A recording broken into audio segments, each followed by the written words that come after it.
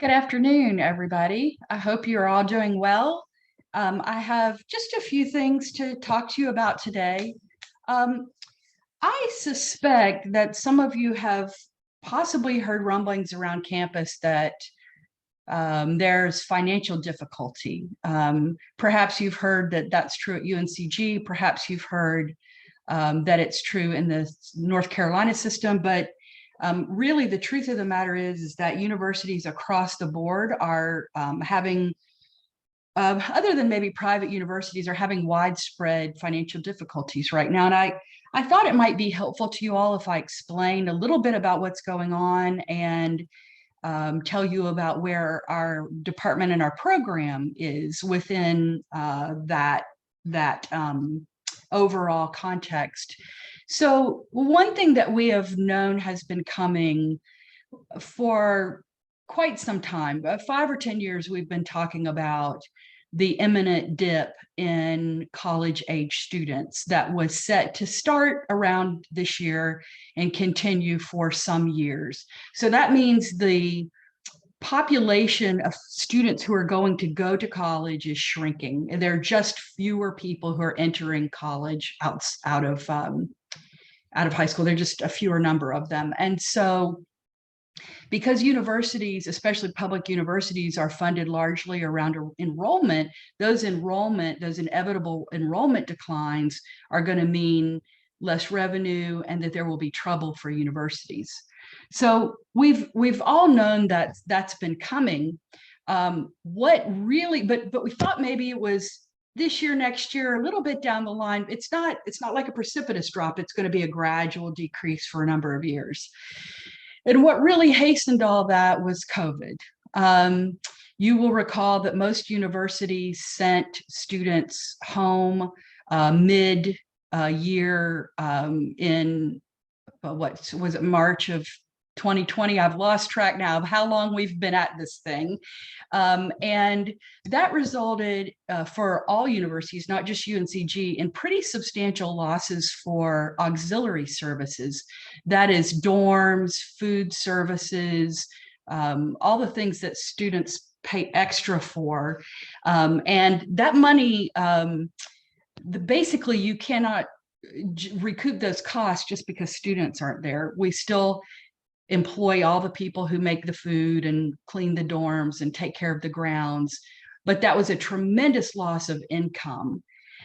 We've also seen now a much more precipitous decline in student enrollment during these COVID years. We see that particularly at the community college level. This is the second year in which the community colleges have seen a pretty significant decline in their enrollment. And what that means for four-year institutions is that we will be seeing those same declines in the next couple of years. So I will point out that the state of North Carolina is running a, I'm sorry, what's the opposite of deficit? I've lost my word. Surplus. Thank you. Yes, I will point out that the state of North Carolina is currently running a surplus, but they have not seen fit to assist the University of North Carolina system with these kinds of deficits that we're facing. So, and again, this is North Carolina system wide. This isn't just UNCG. In fact, UNCG has fared fairly well compared to some of the other schools across the system. I think that's at least partially because we're less expensive. We have a lot of strong professional graduate programs like ours that don't typically see these kind of dips in financial hard times. So here at UNCG, we had a pretty substantial cut last year, which our school, so our department, Library and Information Science, operates within a larger school of education. And so the first year, the School of Education made it pretty well unscathed. The second year of cuts, we lost a fair amount of staff type positions across the School of Education. We did not lose anything in our department. And looking forward, I guess one other thing I should explain to you is that the vast majority of the budget of a school lies in personnel. There really isn't a lot of other things we pay for. So when it comes time to cut, there are very, very few things to cut other than personnel. So one thing that you may have heard is that we may be losing some personnel over the next. We know for sure that next year and year 3 may be difficult as well. One other thing that COVID has added to all of this is not only have we seen declining initial enrollment, but students are struggling. And so we've seen an increase in the number of students who don't come back for their second semester freshman year, don't come back for their sophomore year, students who drop out of graduate school. All of those decreases in enrollment come together with an overall decrease and create kind of a perfect storm of financial issues. So what I want you all to know about that is that we are extremely lucky in this program and in this department. We have actually, because we started the new undergraduate degree, because we started a new master's, we are actually one of only a few units on campus that actually have experienced growth rather than retrenchment. So we, as it looks right now, we are not poised to lose any of our faculty or staff. We feel pretty confident about that going into the next year for sure. And I'd like to believe that's certainly true for the year beyond. If you recognize that enrollment declines are the reason for low revenue, then the last thing the university wants to do is cut in a program that's actually growing and bringing in additional revenue. So we're trying to do our part on campus by growing our programs and serving our students well enough that they are successful and that they're returning. Those are the things that we're doing in this department to try to make sure that we continue on the financially solvent path that we're on. One of the most really impressive and exciting things is that we were given permission to hire 3 new faculty during this time when other faculty in other departments will almost certainly, there'll be some loss at least. Well, there already has been some loss of staff. And so we are very, very fortunate that we are allowed to fill these positions. And that is with the faith that the dean of the School of Education and the provost have entrusted it in us, that we will continue to attract undergraduates to the new major, that we will continue to attract new students to the Master's in Instructional Technology, and that we will continue our Library and Information Science program has always been very robust in terms of growth. We have no shortage of applicants, and I'm not worried about that program at all. We just continue to do really well.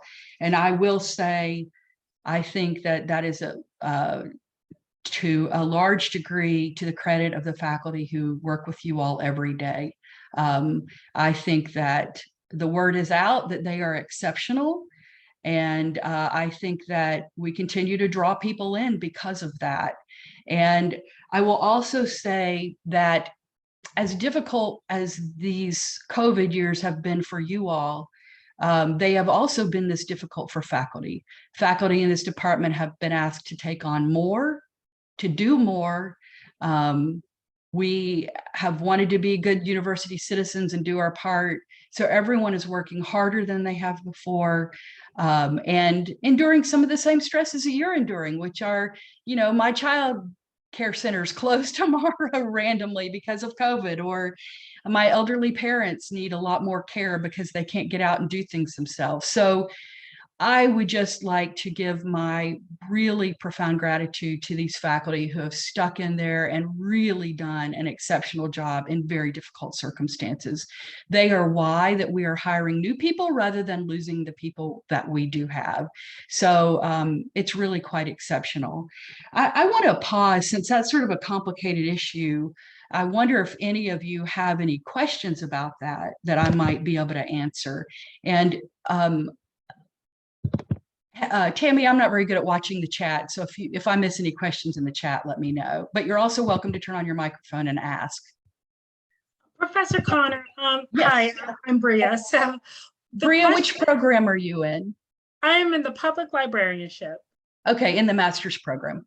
Yes, ma'am. Great. So, thank you so much. So a question I have is this happening around nationwide around the United States, or is it just happening during like the decrease of students and populations happening just in the state of North Carolina? It is absolutely nationwide. It will affect different areas in different ways, right? Some areas may be growing and they may not feel it as much as, and then there may be geographic areas that are declining who may feel it doubly. So, but everyone will feel it to some degree. I will say some of the financial exigency is probably being less experienced in private institutions because private institutions are not dependent on public funding, and they can stock money away for rainy days. With public state funding, if we don't spend it by the end of the year, we lose it. So we literally can't save for the future. Isn't that the craziest thing you've heard of? We literally cannot save for the future. We lose our state funds at the end of every year. So we can't sock things away for rainy days. So I would say that even private universities are going to experience the shrinking of the population size demographically, but they may not experience some of the same economic hardships, or they will, but they have different kinds of resources at their behest to solve the problems. But it is absolutely a nationwide problem. Yes. Thank you. Sure, Bria. I don't have any other questions in the chat. Oh, there's just one been listed, Lisa. Do you see that? That's a great question, Nikki. We, the university as a whole is working furiously to understand why students don't return. They are working very hard to reach out to students who disappear, try to find them ways to come back.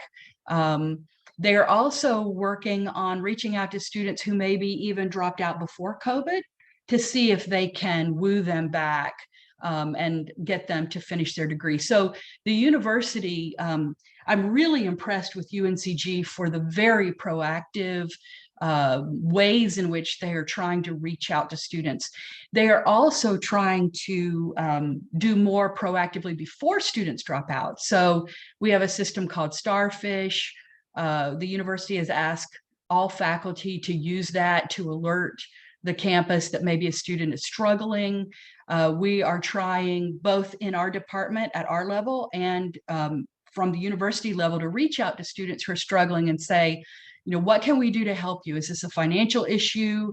If it's a mental health issue, can we help you get some counseling? What can we do to help you remain in school? Because really, at the end of the day, it's in everyone's interest, right? For every student who started the degree to finish that degree, especially if they're taking out loans and things. So it's in all of our interests. So yes, I think there's a great proactive effort to keep students in. There were some large federal funds that were disseminated to universities to deliver direct student aid. And so we have been able to use those. You may have heard of them. They're called HERF dollars.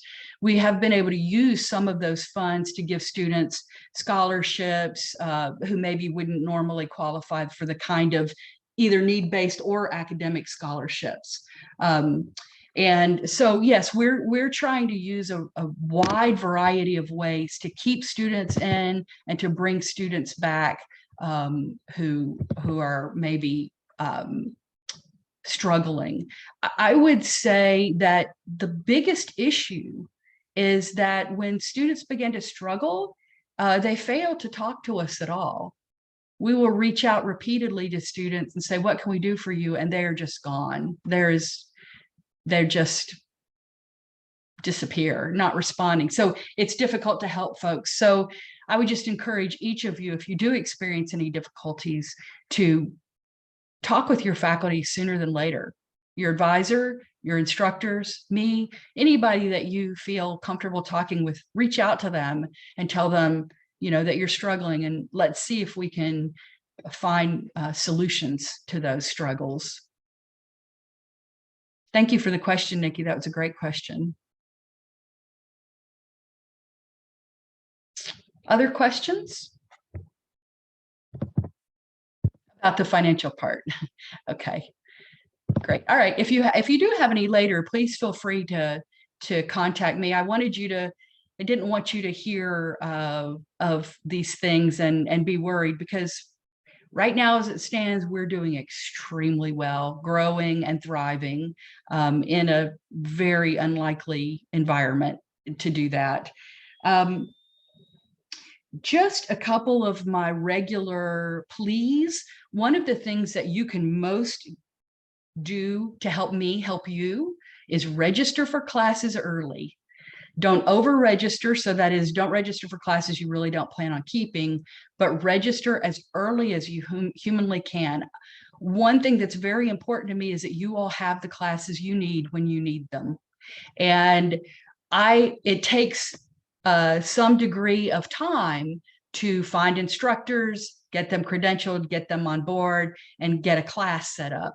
So the earlier you all register for your classes, the sooner that I can see, oh, 600 is filled up. We need an extra section of 600. Or this class is not filling up at all, so I have to cancel it, and I can add something that is more needed in its stead. So that is the single most important thing I think you can do to help me make sure that you have a course schedule that really works for everyone. Is really, really register early. Is there a minimum number of students needed for a class? Officially, that is eight. I'm sorry, it's 9 for undergraduate classes and 11 for graduate classes. However, that said, during these times, we're having greater scrutiny, and probably with a graduate class, unless it has 15, it's probably in a little bit of jeopardy, unless it's a very necessary course. I believe you'll actually be able to see the fall schedule within the next week. I think you won't be able to register, but you'll be able to see it. Is Greg here? Greg knows that date, I think. I know it's due on the 24th, and I believe once we enter it, you can almost immediately see it after that. So you should have that. In the way you always look at your schedule, in Schedule Hero or in Genie, in the detailed course schedule. You just won't be able to register for the classes, but you can see what's being offered.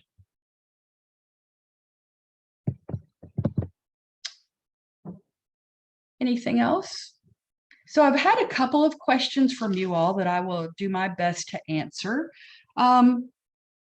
One of them is, how long after you finish at UNCG do you have access to your credentials? I did reach out to our tech person and could not get an answer quickly enough. Professor Guru tells me that it's 2 semesters is when you will lose it. We'll make absolutely sure that's correct, but that sounds about right.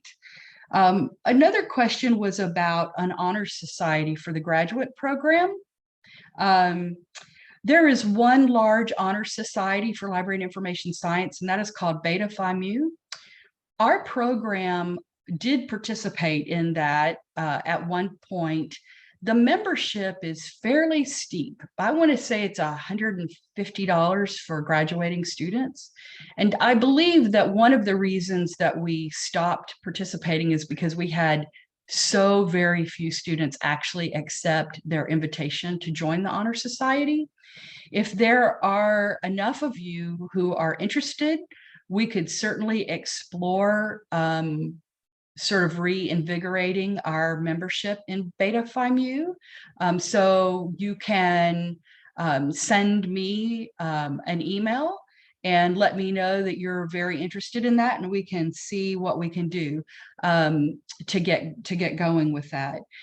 Basically, Beta Phi Mu allows you to nominate 10% of your graduating classes every year annually. So let's say we have 100 people, we can nominate 10 students.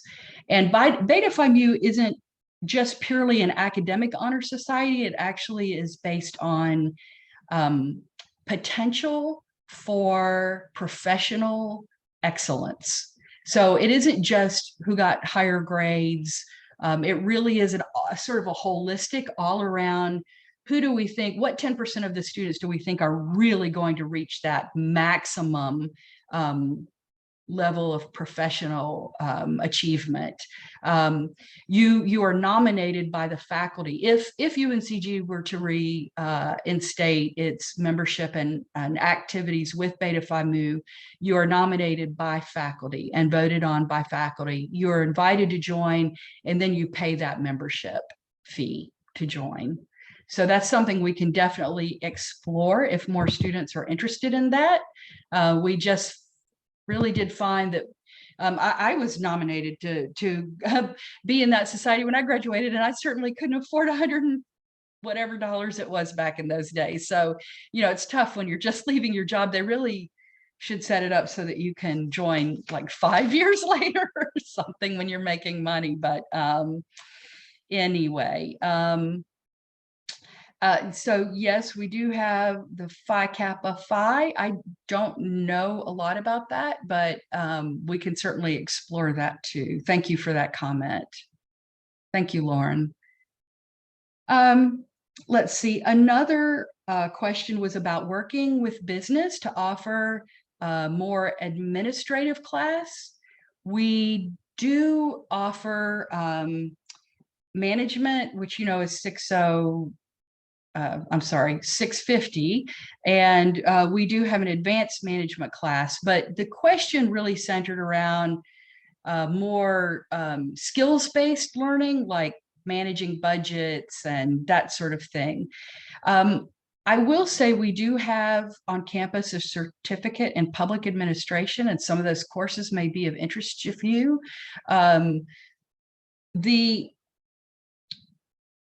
How shall I say this? The business college is quite busy, and I'm not sure that how much luck we would have developing co-offered courses, but I think there are courses that we could direct you to. So if that was your question, please get in touch with me and let me see if I can direct you. You can take courses in other departments up to a certain number and have that applied degree, but you must get approval from your advisor before you do that. So reach out to your advisor, reach out to me, and I can help with that.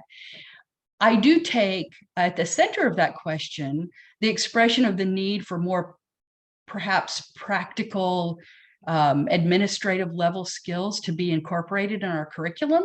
So I think that's maybe something that we should discuss as a faculty to see if there are places where those skills can be better integrated into the curriculum. You know, maybe we develop a seminar where we do more of those kinds of things. So I have noted that concern about that area of the curriculum, and we will see what we can do. The fourth question was about when we will know about the new hires. Some of you are aware that we have been interviewing 3 faculty positions. And so one faculty position is a tenure track faculty position for largely devoted to the Master's in Instructional Design and Technology. That one has been filled. Dr. Hamid Nadir, I hope that is his name. I did not write it down. Did I get that right, Zach? Thank you. I see Zach nodding. Has accepted that position, and he will be joining us in the fall. So we're very excited about that we've got that one filled. The other one is a clinical professional track faculty in the information science degree, and the other is a clinical track faculty in the instructional technology and design program. We have interviewed those folks. We have made selections, but we are on a bit of hold while the university does some of its financial calculus to know exactly what we're able to offer those folks. There's no doubt we will offer those jobs. That's not the problem. There are just some details that have to be worked out above us. I expect that within the next week or so, we will have an answer to those.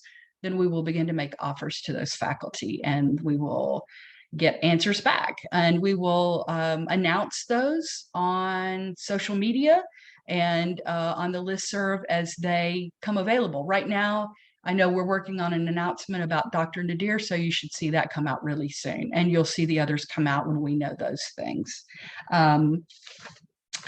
The fifth question that I was asked in the anonymous online form was about trouble with an individual professor.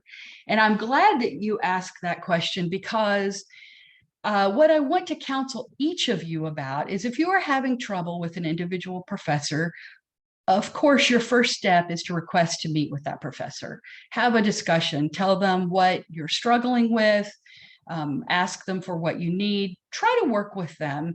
And again, remember, they're all under the same stressors you are, so they may be conveying stress and not even realizing it. So I'd ask that you do that with compassion and respect, but it's important that you do get your needs met. So if that is not a satisfactory, if that does not have satisfactory outcome, you're welcome to reach out to your a program coordinator first, possibly. So Dr. Frazier for the undergraduate program, Professor Brewer for the school library media program, and essentially Dr. Bird or I for the master's degree. You're also welcome to come directly to me. I will do whatever I can to help facilitate a good, healthy conversation between you and the instructor, so that you can resolve those issues and come to a good conclusion. I think we don't have a single faculty member who doesn't want to do a good job and to see you all be successful. So have faith that whatever your faculty are doing, they do believe it's in your best interest. That doesn't mean they can go unquestioned. Obviously, we want to work with you, but you are dealing with students who have personalities, faculty have personalities, and we all need to enter those kinds of conflicts with the idea that we're going to come to a successful, happy resolution, I think, and with an assumption of the very best motivations.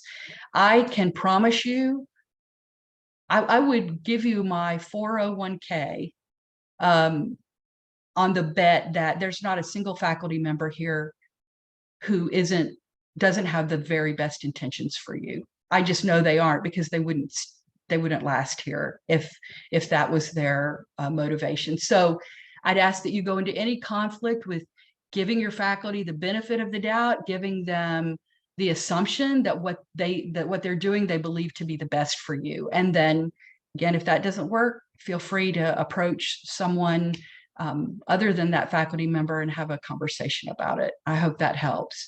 So the person who wrote to me, or I hope you will reach out and really go ahead and reach out to Dr. Frazier, and I hope you will have a robust conversation with him, and he can always draw on me to help as well.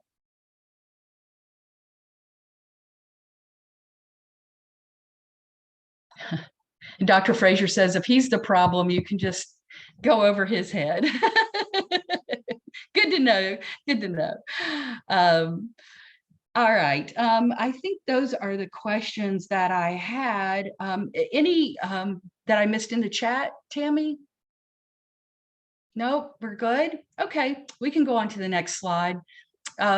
This slide is from the fall. We do not, it's a long story, but we do not have any additional student exit survey data. So this, if you were at the fall town hall, you've already seen this. Overall, the story is that students by and large are extremely happy with this program and doing well and thriving. Our time to graduation is a major metric that our accreditation body uses to know that we're doing a good job getting you guys in here and out of here. As much as we love you all, just like raising children, our goal is to get you moving forward. So 2.6 years for this kind of program is quite a good rate.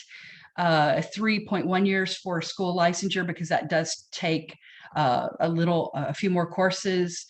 In our most recent survey, 86% of our graduates were placed in professional positions by the end of the first year. That's actually very good. So we are really happy with that. Dr. Frazier is making the point that we don't have exit data from our undergraduate program yet. We've only had 3 graduates. Is that right, Zach? Or have I lost count now? Six graduates. So that is something we will begin to do, is to collect survey exit data, so that we will have that kind of same sense from you all. We do have course evaluation data, which is helpful, but I haven't summarized that here. Let's see here. Yep, just graduate. I think I got all of those. So one of our biggest goals over the past 5 years of our strategic plan was to make sure that students felt like their technological preparation was really strong in this program, and we have definitely achieved that 100%. We have put in a lot of effort into that, and 100% of our students rate their technology preparation as good or excellent. So we're very happy to see that. I'll pause for just a second. Do you all have any questions about any of this?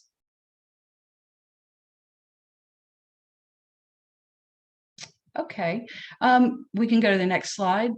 To that end, what I want you all to know is that career placement is one of the most essential pieces of data that accreditation bodies use, and other bodies who rank our programs use.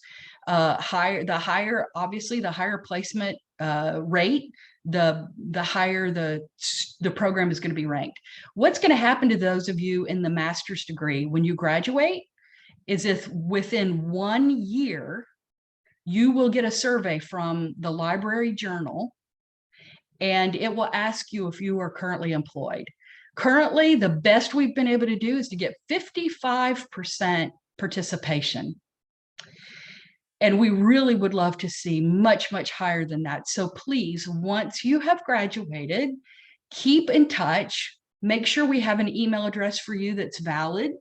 And make sure when you get that survey that you answer that survey. It is in your best interest to come from a program that is highly ranked and accredited. And so you can help us do that by making sure, and it's a survey that probably takes 20 minutes to complete. It's really not onerous. So I'd ask you to watch that after you graduate. For some of you, it'll be almost a year after graduation. For some of you, it'll be just a semester after graduation. It depends on what class you graduated in and how that class is defined by the year. So please look out for that and keep in touch with us and let us know where you're employed. You can also help us by sending us news when you get a position. We love to brag about you and where you are. We love to see what you're doing. So once you get that position, send us a picture of yourself in your new library or whatever other organization, even before you graduate. Yes, show us where you are and what you're doing. We'd love to put that out there on our social media. We just love for it helps build community, right? For you all to know, and it helps you all build your own professional networks, because you've got colleagues and alums in certain places, and you can draw on those people. So the more we can put out there about where you guys are and what you're doing, the better off we all are. It's really good for everyone. So please please let us know where you go and what you're doing. And I think that that is all that I had planned on saying. Oh, nope, there's Cora Paul. We are just really delighted about our Cora Paul Summit this year. We do plan on doing it in person, but streaming at least part of it if we can make that happen in the venue that we're in. Marcellus Turner, he's called MT by everyone, is the new director of the Charlotte-Mecklenburg Public Library. He came from the Seattle Public Library, and he is quite the force. And he's going to be talking to us about the socially conscious library, a value, a challenge, and a charge. Lunch will be free for students if you want to come and join us. If you're within a drive, lunch will be free for students, and then we'll have a panel immediately after lunch on the challenges facing public libraries. We will definitely record it. If we can't stream it, we will definitely record it.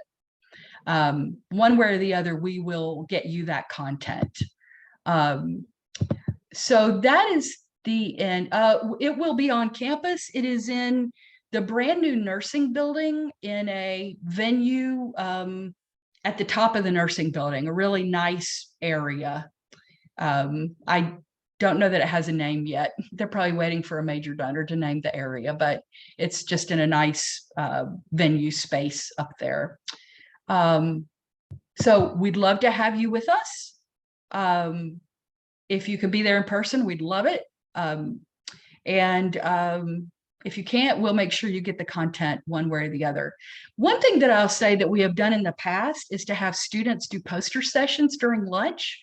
If there are some of you who would be interested in doing that, if we had even 5 or 6 students who would love to showcase some of the work that they've done through a poster session, our department can actually help you with the cost of putting the poster together. So if there are any of you who are really interested in doing that, maybe Lisa would want to sponsor that. Think about that and get back to me, and we can include that as well. You've got a bunch of alums there who have jobs, and it's a great way to, showcase what you're doing. So we could even do a couple of virtual poster sessions if we wanted to, for those of you who are not within driving distance. So that's Cora Paul. That's Friday, April 8th. It'll run from about 10 in the morning till 2 in the afternoon. And we'd love to see you there. I have heard him speak once, and he's really fantastic. So I think you'll enjoy yourself. That is all that I had planned to share with you. Do you have any remaining questions you would like for me to address?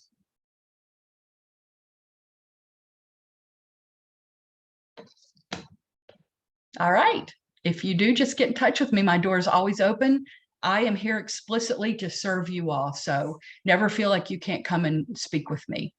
I'm happy to talk with you about anything you need. And I will pass the mic to Dr. Bird.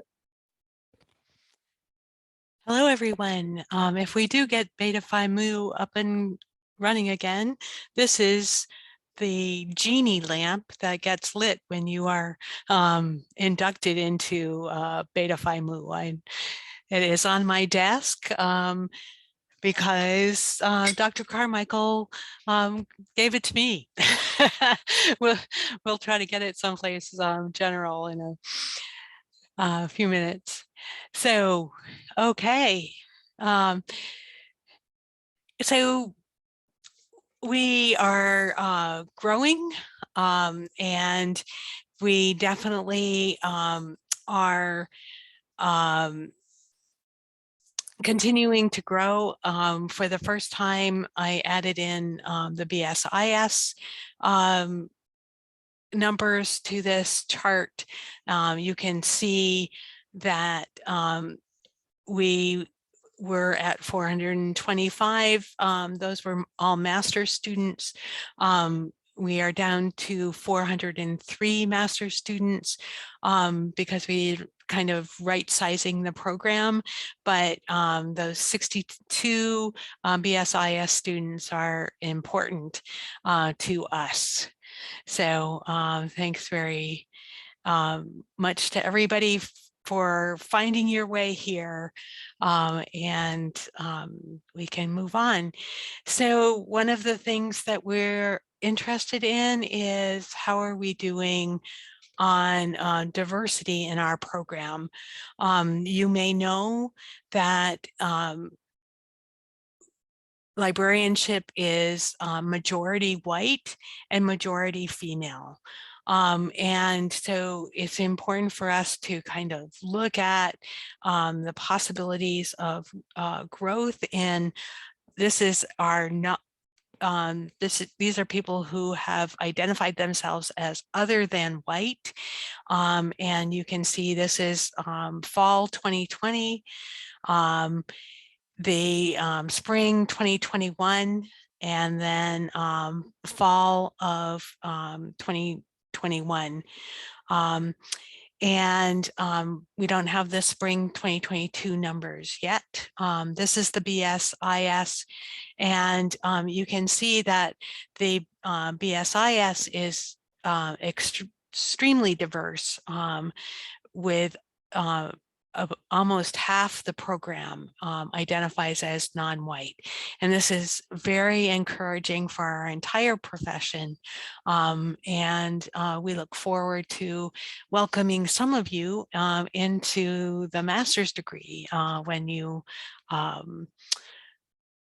graduate, and you can see the totals there.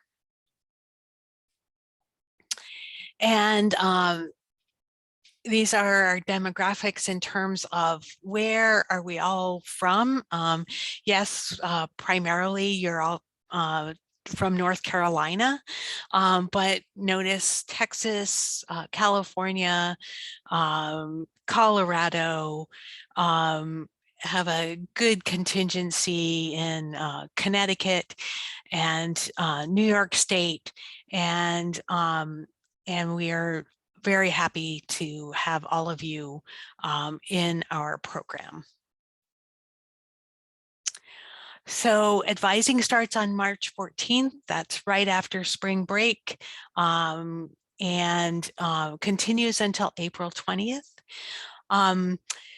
Remember that we do have a handbook, and that has some advising tips in there.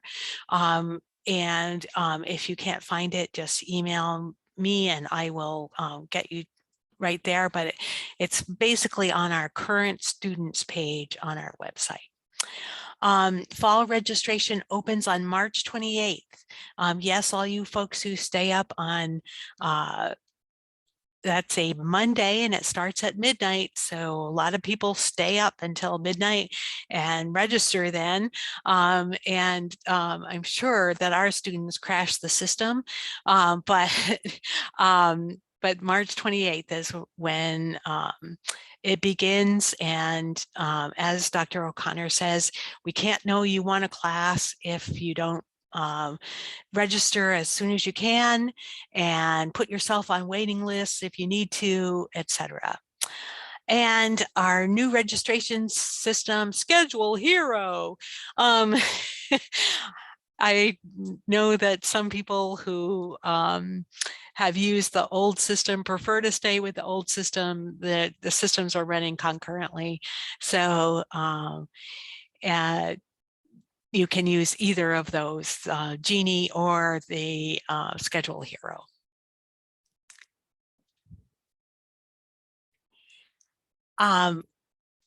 And for those of you in the Masters of Education part of the program, we are focusing on experiential learning and creating practicums for the capstone. And sites for the capstone to happen. I know that some of you are at those sites now. We have some strong program learning outcomes that can be applied in K through 12 education, higher education, but also in training. And you should know that a number of our graduates who actually graduated from the MLIS program are out in the world as trainers. And so our education has also given them the skills that they need to do training. And The MED can also lead to 077 instructional technology licensure, and that's for K-12 school systems in North Carolina. And Professor Gruer is your person to talk to about seeking that licensure, because there are some very important electives that you need to follow in order to obtain that, just as it's true in the MLIS. Very excitingly, we have a post-baccalaureate certificate. You can, if you're early in the MLIS program and have not taken very many of your electives yet, you can earn this certificate while you are getting the MLIS. So these 4 classes, so it'd be 12 credits, those 2 on the top that are required and 2 of the 4 that are listed at the bottom. With those 4 courses, and some of you have taken those courses, LIS 636 and LIS 674 are very popular electives already. With those 4 courses, you could graduate with the MLIS and this instructional design certificate. And that's a very strong combination if you want to work in the academic arena. It's a good combination to have, as I said, if you want to think about going into training. And it just cements your skill set in a very strong way. And if you're already in the master's program, they will waive the application fee for the certificate. So, so if you do think you want to do this, if you want to talk to me, I'm glad to do that. And but again, you need to make sure that you have some electives. And it would not, if you apply and you're close to graduating, I think they'll still waive the application fee, but you would have to pay for those extra courses. And we would have to talk about whether to graduate and just continue the coursework afterwards to get their certificate. That would probably be the way I would do it. So yes, Amrita and Nikki, just send me an email. And I'll turn it over to Zach.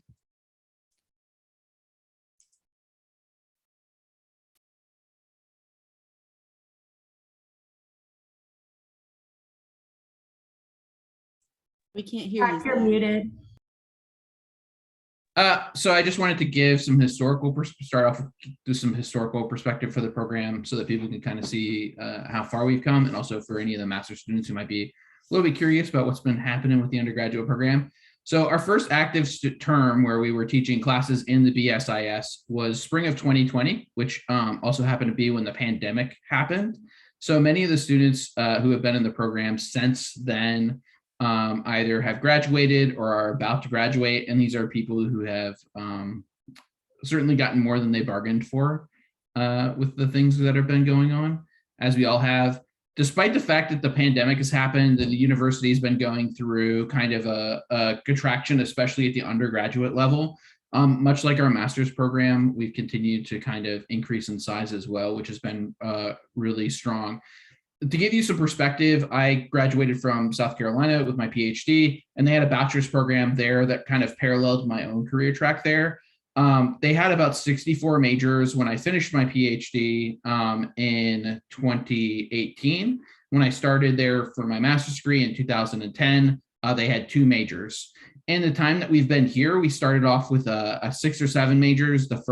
Literally the first term the major was available to declare for. We are now at about 60 I think Nora's number was 62. So we have about 60 current active majors in it. And we've done that in about 2 years. So that there's been a huge amount of growth in this program, which has led to us needing to hire more professors. And so we are in the process of doing that, as Dr. O'Connor mentioned. And we've made some progress in that, but we don't have any official announcement about that yet. Additionally, in the last term, we founded a student organization. So if you're a member of the BSIS population and you haven't already joined, I really recommend joining the Information Science Student Association, or ISSA. Unfortunately, graduate students, you guys have LISA, so we're going to keep ISSA for the undergraduates to kind of address their particular issues. So ISSA is there for you to join. I made a little joke earlier, kind of semi-seriously, about if you have an issue with me as an instructor, you can go to Dr. O'Connor to talk about that. Just jump me. Feel free to always go to her if you have any concerns about any of my teaching or anything like that. One of the reasons why I was happy to see ISSA formed, again, is to kind of advocate for you guys as well. So don't think about it as being like, Zach's club or anything like that. I leave it to the officers of that club to run it, and they do a really great job and with the hard work. So that is your space, your organization. Please join that. And if you're not happy with stuff, that is an area for you to communicate with other people, a way for you to kind of advocate for yourselves. And I think that is super important. The last thing that's currently going on that I wanted to talk to you about was just the reminder that advising starts like immediately after we come back from spring break for the undergraduates as well as for the graduate students. So, keep your eyes out to the email, because as soon as that schedule goes up, I'll create the course list for the next term that I normally send out, and send out a big email with advising times and link to schedule and all that sort of stuff. Things that are happening on the horizon for you all to be aware of. Some of them are going to involve you, or there'll be an opportunity for you, whether you're an alumni at that point or not. Especially the phase 3 revisions, we're really going to be asking for feedback from students on, and especially alumni. But right now, the big thing coming in the fall of next year is a new concentration area, information analytics. So if you're interested in data science, if you've been interested in, basically data science or statistics or that sort of stuff. I saw Zach in here. I know Zach's a big statistics fan. That concentration is definitely for you. So that's coming up, and you'll be able to start taking classes in that as of the fall. The next set of revisions we are going to be doing for the major are going to make it harder to graduate. And those changes are going to go in not next school year, but the following school year. We have a few requirements to the majors that didn't get encoded in the database. So we're kind of going to be resubmitting some stuff to get them not locked into the database, which means that you're not going to be able to take advantage of double dipping with 498 anymore, and that you're not going to be able to, and that you're going to have to take computer science 120. So I recommend that if you want to change your concentration, sooner rather than later, because it may trigger a change of calendar year and may change your graduation requirements. It's not supposed to, but they use the change of major form to make you do the change of concentration. And so I just, I don't trust it. So if you're interested in changing your concentration sooner rather than later, it's probably going to be the way to think about that. Phase 3, we're going to be hiring a new professor, as I mentioned. And so what we're going to do is we're going to kind of look at where our strengths are as a program in terms of our instructional capabilities. And we're going to look at what our students need to graduate. And we're probably going to do a little bit more of a major change of what the degree looks like. But we are going to be soliciting a lot of feedback for that. So I just want to put this in your ear so that you know that we're going to be doing some, it's probably not going to be crazy changes, but just, we may change up some of the concentrations. We may add some classes that are required, et cetera, break some things up into 2 classes that are currently 1 class. But we are going to be soliciting your feedback. So if you are, passionate about the Bachelor's of Science program, if you're really enjoying your time here at UNCG, your feedback is going to be really valuable as part of that. And in addition, as the pandemic kind of subsides, hopefully, keeping my fingers crossed, And as we add more capacity so that we have a little bit more space to think, since we've been, running to keep up with y'all coming into the program and making sure that you're being successful as you move through, we'll hopefully have some more programming, some more speakers, and some stuff that is a little bit more kind of meet the department that'll be available for bachelor students. So I'm very excited about the possibility for that. If there's anything you want to see that just doesn't seem like, it seems like it's more something that the department should be doing and not something that ISSA should be doing, feel free to come to me. I'm happy to have your feedback as well. And the information analytics classes are just for the bachelor's program. But if you're interested in taking classes like what we're offering the bachelor's degree program, the Educational Research Methodologies Department is the department we're working with for that. And they have a wide variety of kind of statistics and research techniques for education specifically that may be available to you. Again, I believe, I'm not sure about this, but based on what Nora and Dr. Bird and Dr. O'Connor have said in the meeting today, I'm going to guess that you should talk to your advisor about taking those classes in the other department. So yeah, I'm very excited that we're offering that for undergraduates, and hopefully that is an area that will grow, and we'll have some master's degree classes in our program that are available for that as well. And I believe that's all that I had to talk to you about. Is there any other questions before I pass it off to Joe?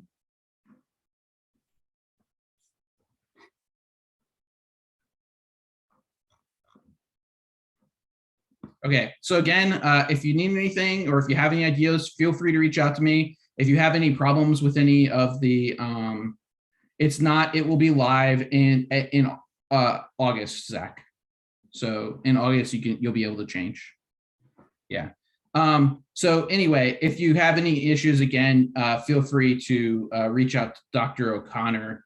If you have anything that you feel comfortable coming with me at, and you're a Bachelor's of Science student, feel free to reach out to me. But I also want to emphasize that, don't make me a roadblock. There are lots of other ways to support it. And also, if you're thinking about the master's degree program, especially after hearing everything that you've heard here, I can say that as somebody who went to a different master's degree program, coming to UNCG for the MLIS is definitely the right idea.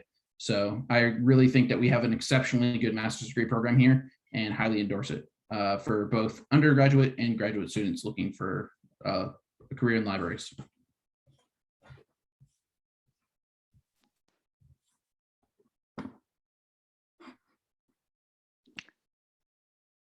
All right.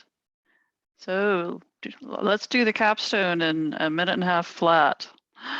All right, everyone. Good to see some familiar names in the chat list. Heavy, you can go ahead and load the slide. So let's just do a quick reminder about the capstone requirements for the general track MLIS. That's where I talk with some authority, since I've been helping students now for a little over a year finish out the capstone. So this is just a gentle reminder that if you're still early in the program, the MLIS program, Gen Track, you should be kicking around ideas for what you would like to do for your capstone, a field experience or a research or a project. Those are your two options.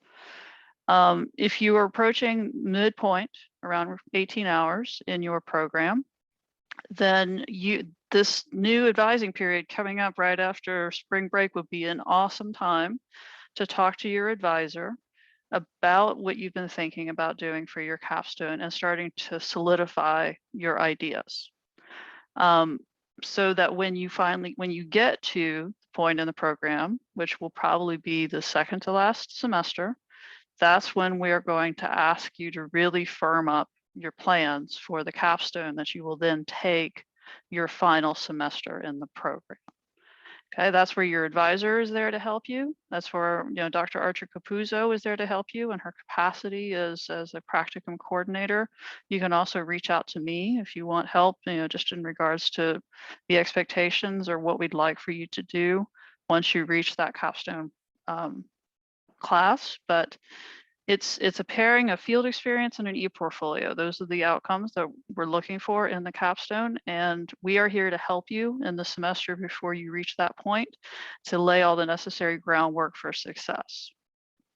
Okay, so that is like 3 slides of information and a very quick, dirty, small, hard nutshell. So does anyone in the room have any questions at this point about the expectations of the capstone or anything that I can help you with?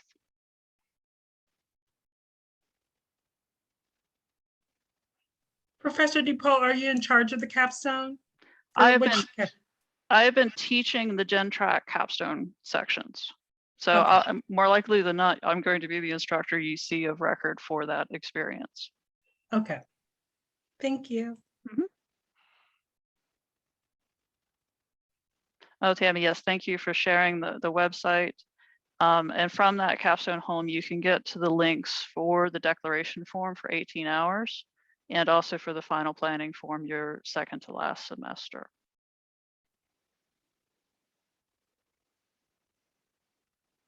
Thank you very much, You're Dr. welcome. DePaul. I will tell you, they've done a great job with their website. So if you do have questions, they're always there to answer, as Lisa and Nora have said earlier, but also they have put everything on that one-stop shop for you. So if you're on the general track, that's the place to be. If you're school library, it looks very different. So if you're working with your advisor, we walk you through that piece because it's kind of like student teaching. Just briefly, as we're leaving, just a few things to remind you of is we do have a jobs board that Carrie does just an amazing job of updating.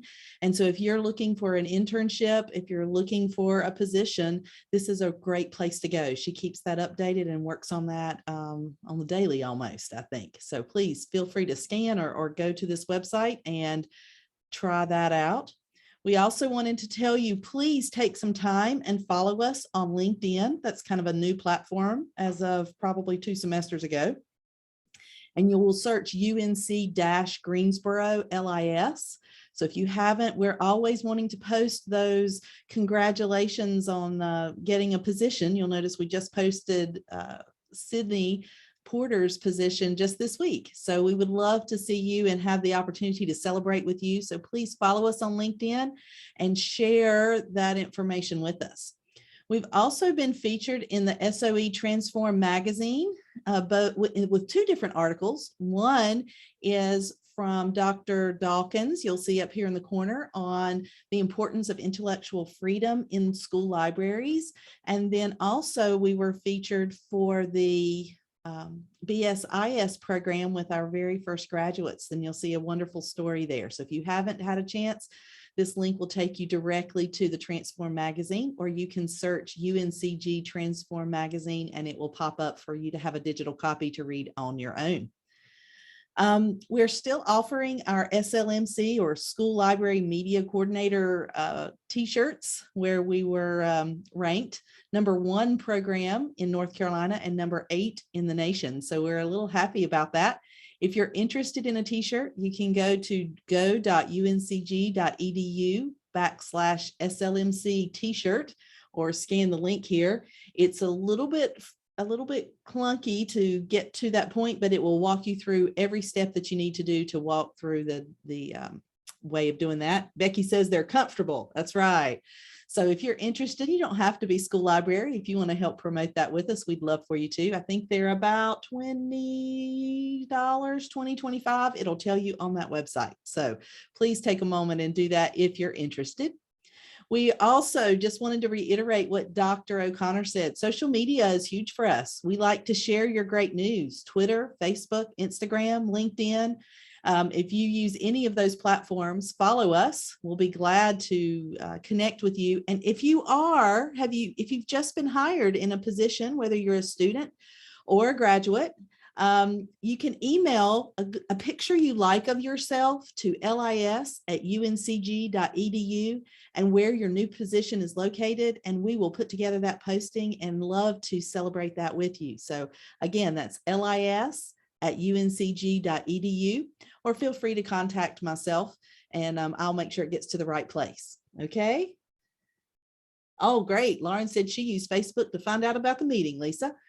And if there are any other questions, Lisa has said multiple times, Dr. O'Connor, we are here for you and we want to answer them. So if you have any further questions, we're here for you. And we want to thank you for coming. I think we had a record 99 people have been in our town hall today. So thank you very much for coming.